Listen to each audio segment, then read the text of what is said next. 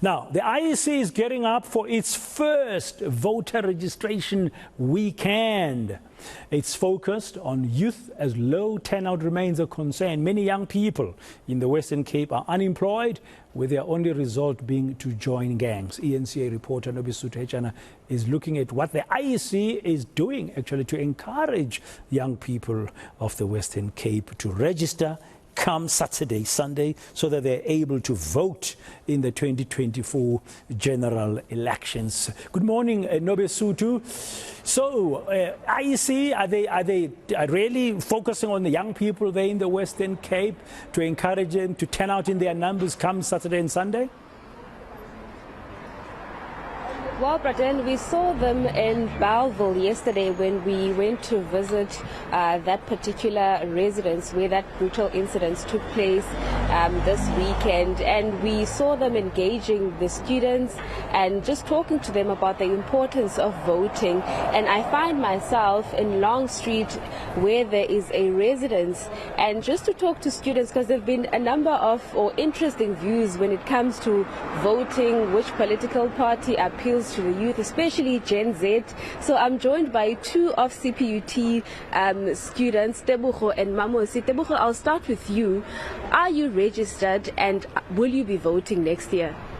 I am registered, but I don't think I'm going to vote. I'm not voting, definitely not. Let's talk about that. Why did you register if you're not intending to vote?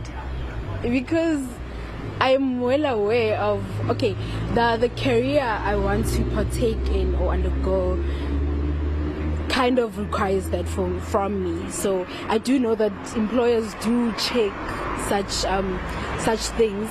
So the only reason I do register is just to keep up, with my portfolio, if I could say. But yeah, I'm just doing it to keep up. And let's go to you, Mamosi. What about you? Are you registered? And coming from Free State, because you did mention that you're from the area, and as a young person, what sort of things would you want those in power to sort of change to make voting more appealing to you? I'm not a registered voter just because this political things, it's full of jokes, and especially where I come from, nothing, our voices are never heard, especially as youth people, because these political, it's full of old people. There is no much youth, there. So that's why. I don't know, that's why. And then Tebogo, what would a political party that would look appealing to you, or what it would take for you to vote? I'll only vote if I find a political party that firstly is youth represented, if I could say, rather. I'd like to see more young people in these parties, more young people in parliament. I don't know. I'd like to see youth empowerment policies being put in place. I'd like to see us more recognized, because parliament is a joke. At this point, it's sad how we're seeing old people from parliament on TikTok and we laugh about it. We only watch it to laugh. It's a comedy show. So I'm expecting that from young people, but I'm getting it from old people. So for me, I'd only vote if I'm seeing more of us in the parliament. And would you say that the youth, I'll also come to you, Mamosi, on this one. Would you say that the youth is interested in politics? Are they willing to take part?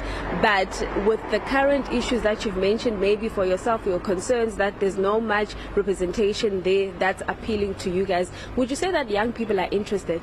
No, I personally think we are not. Me personally, I'm not interested, because I'm not seeing any change in us, the youth only, you understand?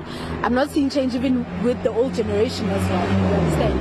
Because, with me, the unemployment rate is very low, very high, very high. I'm not seeing any impact towards us. So I don't think the youth is interested, because we're not being heard. We can't relate to the parliament, if I could say. We are not there. Understand? And Mamosi, they say your vote is your power. Wouldn't you agree that maybe if you would register, you stand a chance of making a difference and making sure that all of those concerns that you have would be heard?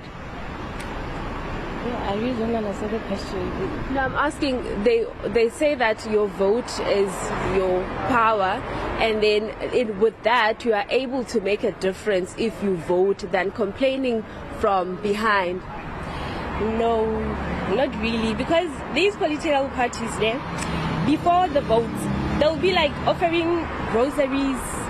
That's a form of bribing us, and then after we vote, like nothing changes, like it's still we go back from the same thing. So no, I don't think so. So that's why most youth don't vote, because it's full of joke, like everything is a lie.